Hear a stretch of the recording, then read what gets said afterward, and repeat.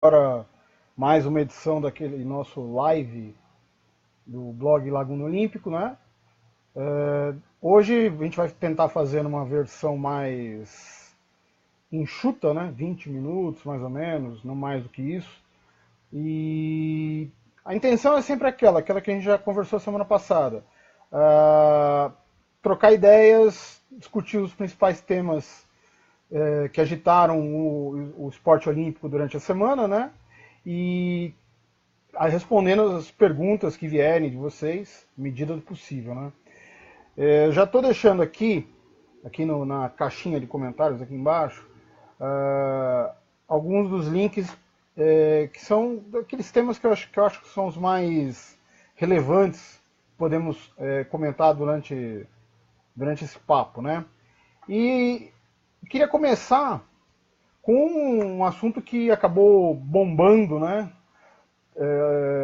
Às vezes mais por causa da imagem, né? Das imagens, mas que é um assunto muito sério, que é a questão do Parque Olímpico, da situação que se encontra o Parque Olímpico da Barra da Tijuca, né?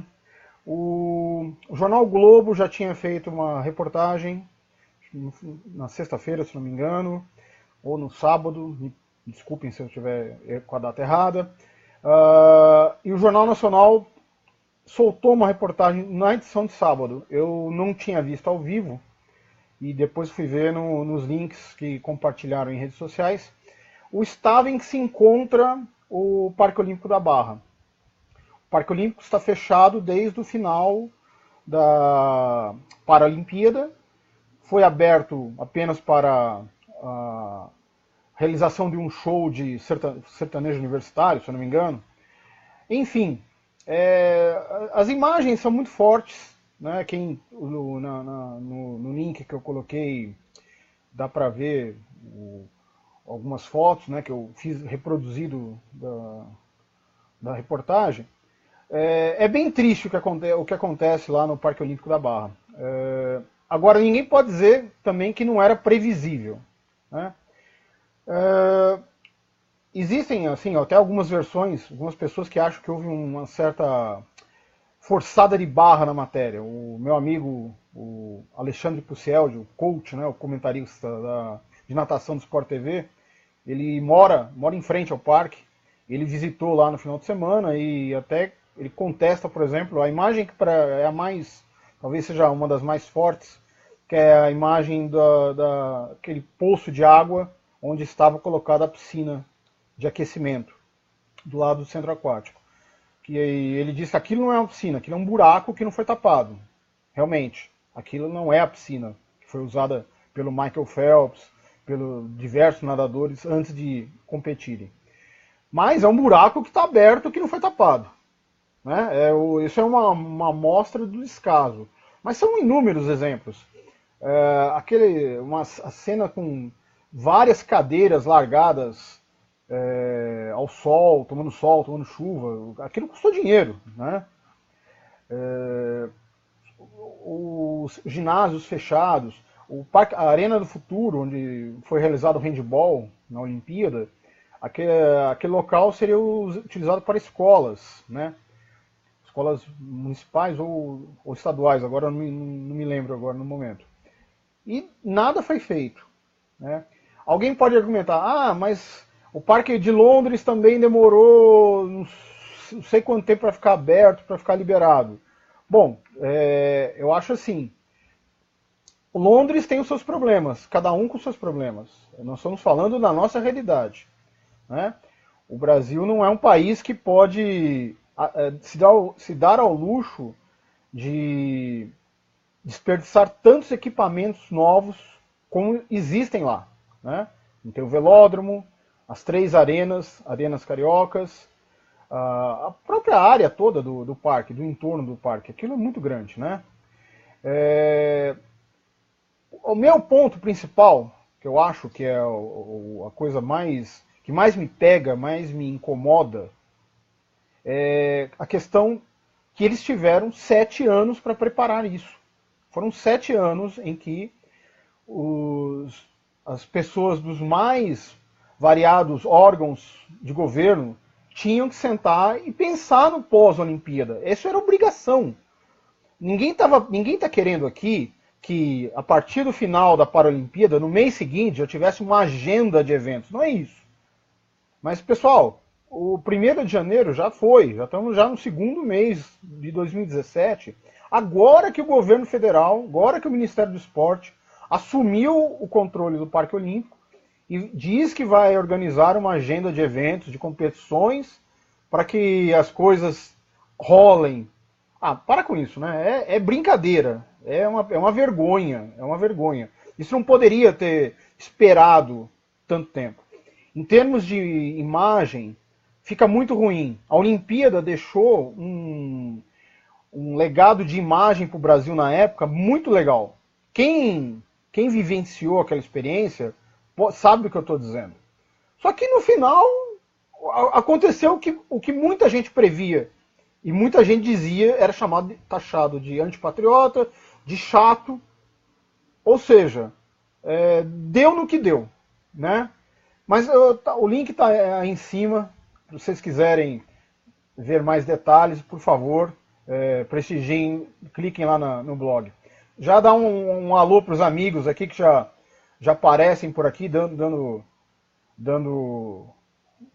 sugestões de perguntas. O Mário Monteiro, grande parceiro da época do IG, está aqui, está ligado na gente. O Ednilson Valha, ele pergunta: o que vai acontecer com a Confederação Brasileira de Basquete? Olha, Ednilson, é uma boa pergunta. Essa reunião que teve na semana passada, lá na Suíça, eu tinha esperança que saísse de lá alguma sinalização de um rumo a ser tomado. Pelo jeito, eles vão empurrar com a barriga. A FIBA exige uma série de coisas, só que a atual presidência não vai fazer nada, vão esperar a eleição. Eu li no blog do Fábio Balaciano, o companheiro Bala lá do UOL, que o candidato da oposição, Gui Peixoto, não assinou uma carta de intenções lá na reunião da FIBA. Eu acho que o grande perdedor é o basquete. O basquete brasileiro, mais uma vez, está saindo como grande derrotado. É uma grande vergonha. Não tem outro termo para dizer. Culpa total e exclusiva da atual gestão do Sr. Carlos Nunes, que ajudou, por uma administração financeira patética, ajudou a jogar o basquete brasileiro na lama. Hoje as equipes e seleções são impedidas de disputar eventos internacionais. O amigo Flávio Pérez pergunta aqui se eu acho que o Esquiva Falcão pode ser campeão mundial de boxe. Eu acho sim. Tem talento, tem competência e, dependendo dos adversários que ele for encarando pela frente, ele tem condições totais, mas temos que aguardar, né, Flávio? Tudo devagar, né? Mas o melhor para falar sobre isso é o meu camarada Wilson Baldini Jr., que tem o blog de boxe, o blog do Baldini lá no Lance, né, Lance.net, e também faz um programa diário sobre boxe. Eu recomendo, é imperdível, é um show, né? E o Baldini ele comenta aqui, né, ainda sobre a nossa link anterior, que eu falava sobre o Parque Olímpico, que se alguém acreditava que iria dar certo a questão do legado, só Papai Noel e mula sem cabeça.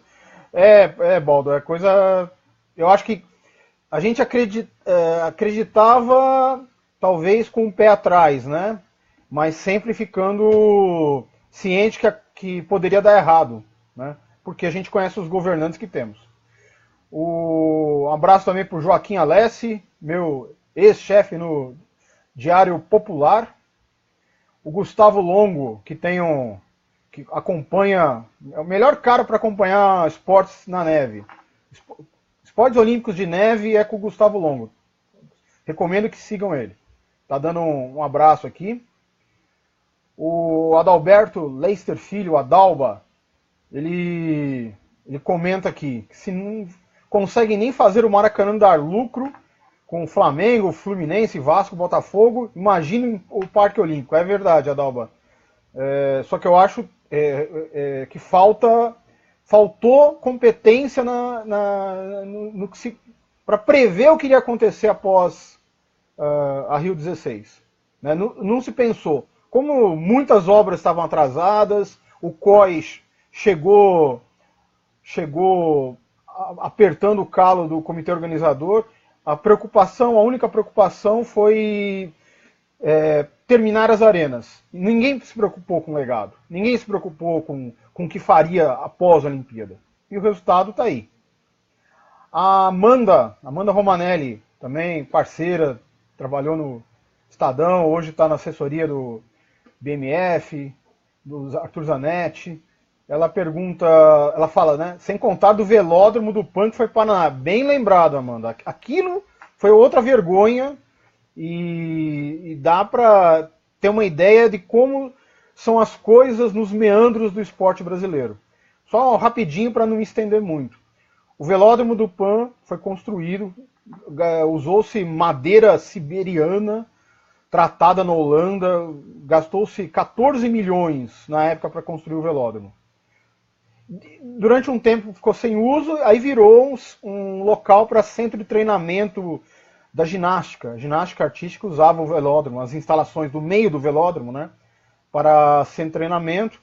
O velódromo era até usado como locações para novelas da Globo. O velódromo foi usado. Pois bem, na Olimpíada fizeram lá uma vistoria e a desculpa oficial foi essa, né? Vou deixar bem claro. E disseram que aquele velódromo ele não estaria adaptado para receber as provas olímpicas.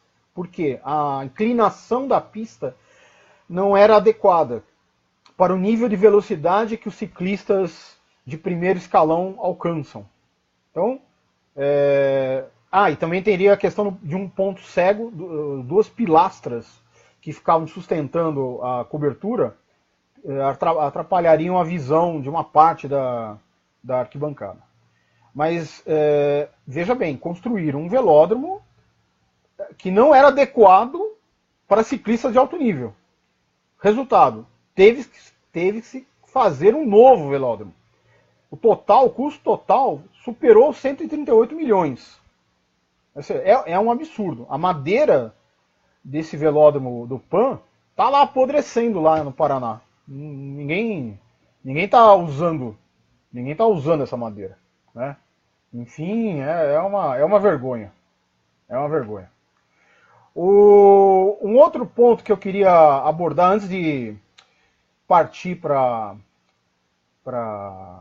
as perguntas, para a nova sessão de perguntas, é um outro tema que foi importante também nessa semana. Aqui o link está aqui embaixo. A Rússia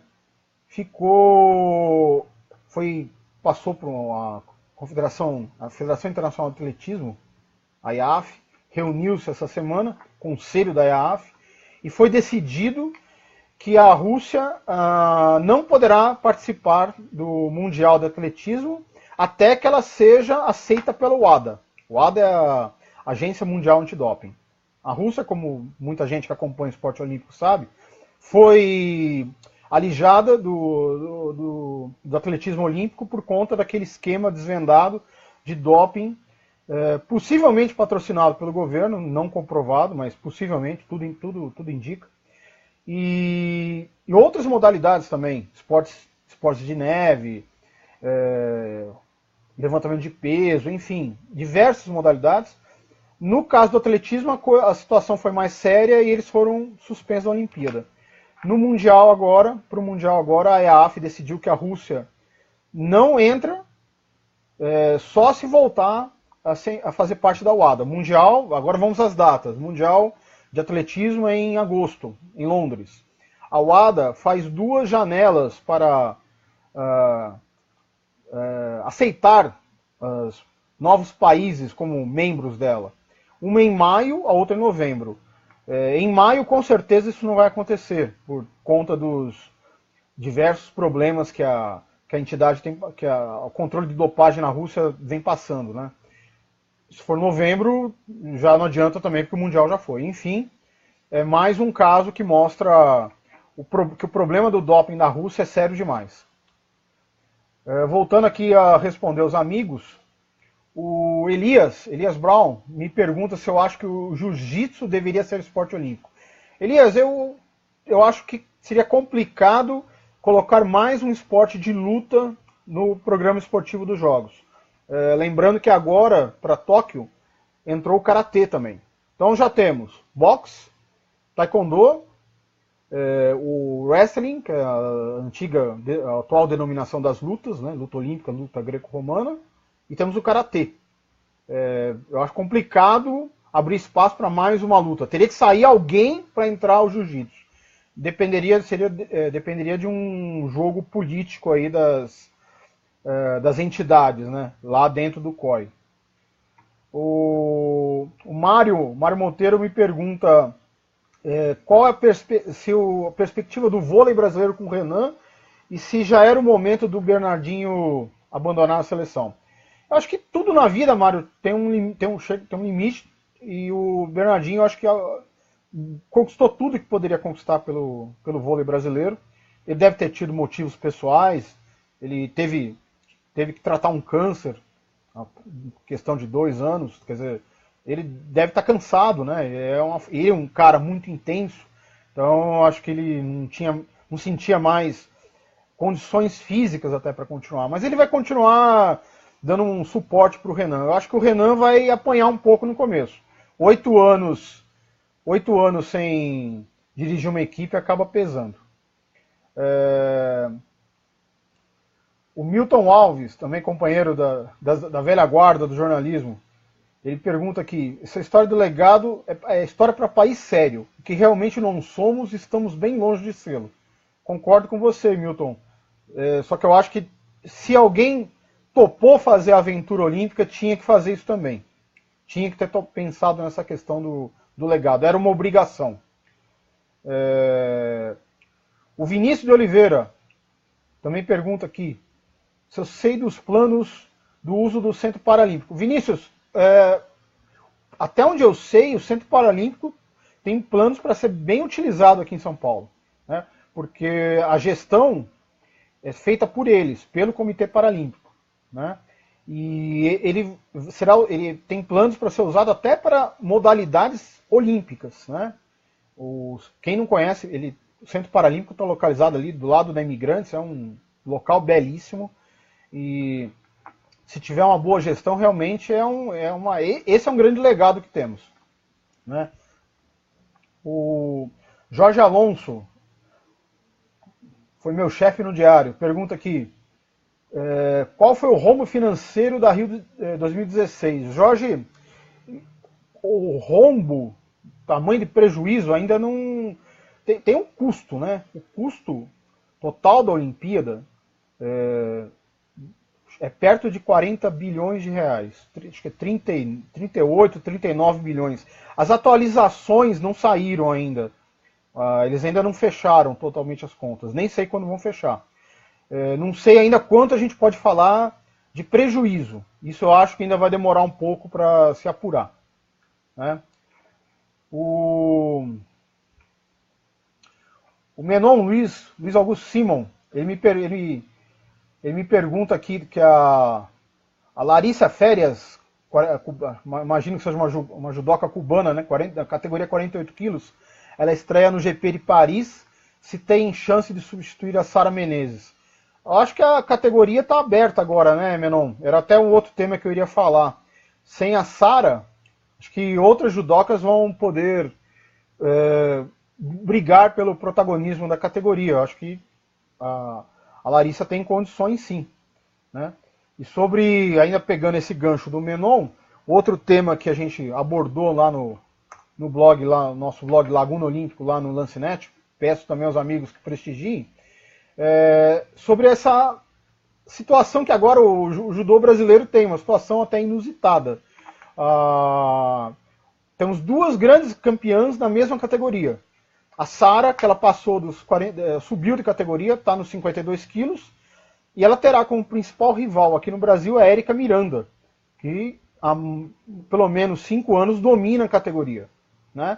As duas vão competir nesse final de semana no Grand Slam de Paris. Elas já competiram semana passada num torneio na Bulgária, não foram bem, foram eliminadas nas oitavas de final.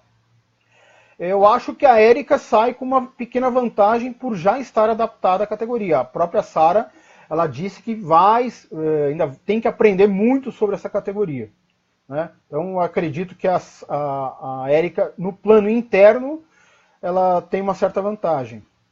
O problema é que nessa categoria tem a menina do Kosovo, né? A Majinda Kelmendi, campeã mundial, campeã olímpica. Essa menina é sensacional. Então elas vão brigar elas vão ter muitas dificuldades para pensar em conquista de medalha de ouro, talvez pódio, né? Vai ser um ciclo olímpico bem complicado para as duas. O Marcos Eduardo de Moraes me pergunta aqui qual o tamanho que o estrago que os cortes das verbas irá causar nos esportes olímpicos. Imagino que em relação aos patrocínios das estatais nos esportes brasileiros. Olha, Marcos, vai ser grande. O Brasil viveu um momento de bonança, né, onde sobrou dinheiro para os esportes olímpicos, como nunca antes na vida. Agora essas entidades vão ter que se adaptar à nova realidade. A natação, por exemplo, saiu de 45 milhões anual dos Correios para 11 milhões em 2 anos. É uma queda absurda, né? Os Correios passam por uma crise brava e quase cancelaram o contrato. A natação passa por inúmeros problemas, inclusive de acusações de improbidade administrativa, né? Então a CBDA vai ter que fazer muita conta, e eu acho que nesse caso, por exemplo, só no caso da natação, o prejuízo vai ser imenso. Eles já até chegaram a sinalizar que levariam só 8 nadadores para o Mundial da Hungria, de Budapeste, que será no meio do ano. Então você já imagina o problema. Outras entidades também estão sofrendo com cortes. O handball teve cortes, o vôlei teve cortes, embora manteve o patrocínio deles do Banco do Brasil, eles perderam o patrocinador também. O Banco do Brasil reduziu o patrocínio, né? Então, várias confederações vão ter problemas, os atletas vão ter que se readaptar a um novo ciclo, a uma nova realidade, né? Eu quero só, antes de encerrar, pegar rapidinho 2 perguntas que passaram aqui. O Ismael Pereira Filho, ele me pergunta o que eu acho da questão da Confederação de Skate. Bom, esse é um tema bem polêmico, eu vou tentar também resumir. A questão que eu vejo é a Confederação de Skate, ela não é reconhecida pelo COB. Por que a Federação Internacional, ou Associação Internacional de Skate, não é reconhecida pelo COI? Isso tudo no processo para colocar o skate como esporte olímpico. A entidade que existe hoje, reconhecida pelo COI, é a FIRS, né? Federação Internacional de Esportes de Patins sobre Rodas. E dentro do Brasil, a entidade que é reconhecida por essa internacional é a Confederação Brasileira de Hóquei e Patinação. Aí alguém pode... isso criou uma revolta no meio do skate, porque eles dizem que a Confederação de Hóquei e Patinação nunca fez nada pelo skate, no que eles têm uma certa razão, mas a entidade deles também não é aceita. O que eu vejo, fizemos matéria sobre isso no blog, vocês podem conferir lá, repercutiu bastante no meio do skate, esse assunto está repercutindo. Essas 2 entidades precisam sentar e tentar chegar num acordo. Se não fizer isso, não vai dar certo, né? Partindo para a briga, eu acho que quem vai perder só é o skate brasileiro, né? Já se fala até em boicote. Os skatistas falam em boicotar a Olimpíada. Eu acho que é um pouco cedo para se falar nisso. Muita água vai passar debaixo da ponte, né? E cá entre nós, quem vai querer abrir mão de disputar uma Olimpíada, né? Então, eu acho que é meio conversa mole para boi dormir. E por fim aqui, respondendo a pergunta da Amanda, uma nova pergunta, que ela, na verdade, ela tá me lembrando aqui que nessa mesma reunião da IAAF que manteve a suspensão da Rússia, ela suspendeu os processos de mudança de nacionalidade. Eles vão rever as regras. Está aí, Não sabia disso, Amanda. Isso é legal. Porque, assim, muitos países que não são bons em algumas modalidades e vão disputar campeonatos mundiais, ou países que são sedes de Jogos Olímpicos, aconteceu isso com o Brasil, aconteceu com a Grã-Bretanha, eles naturalizam atletas de outros países que são mais fortes, que eles não têm pessoas, atletas de alto nível que naturalizam de outros países. Eu acho que estava virando uma festa da uva, né? Realmente, atleta de um país, normalmente são os atletas africanos que são contratados, são naturalizados para provas de longa distância, ou até, às vezes, provas de saltos. Saltos em distância, saltos triplos. Enfim, a coisa estava muito bagunçada. Então, passava 1 ano, 2 anos, já podia naturalizar de novo. Enfim, eu acho que... Eu vou até ler um pouquinho mais sobre isso aí. Eu não sabia, legal pelo toque, Amanda. E eu acho que precisava realmente dar uma controlada nesse processo de naturalização, porque fica uma coisa muito artificial. Adriana Maximiliano, colega minha da época do lance, lá de Washington, hein, Adriana? Tá frio aí em Washington, Adriana? Conta aí pra nós. Ela fala questão aqui, já aconteceu do boicote, especialmente no snowboard, quando um atleta sem expressão, um suíço, acabou ganhando medalha por causa do boicote feito e liderado pela Confederação Internacional do Snowboard. Pois é, então, vocês podem entender que essa questão do skate é complicada e precisa ser tratada com muita inteligência, porque no final quem acaba perdendo são os atletas. Bom, pessoal, então vamos encerrando por hoje. Quero reforçar o convite para que vocês vejam lá o blog Laguna Olímpico no Lancenet, deixar aqui o link para vocês. E toda semana vamos estar sempre com esse papo, batendo um papo rápido aí, fazendo uma resenha do que foi o esporte olímpico. Tá 0 grau lá em Washington, a Adriana me fala. Tá bem frio, hein, Adriana? Parabéns, hein? Curta o frio aí, Adriana. E lembrando que uma coisa que eu sempre costumo dizer, né? As pessoas às vezes acham que esporte olímpico só se fala em época de Olimpíada e Pan-Americano. Não, esporte tem espaço para se falar em esporte olímpico todo dia. Todo dia tem espaço para falar do esporte olímpico, todo dia tem uma coisa interessante para falar. Enfim, tem espaço para inúmeras modalidades, são inúmeras histórias. Então, conto com vocês sempre deixando as perguntas. Deixe as perguntas aqui na caixinha. Depois eu respondo com calma, com cada um. Para quem eu não respondi, eu dou uma resposta depois aí.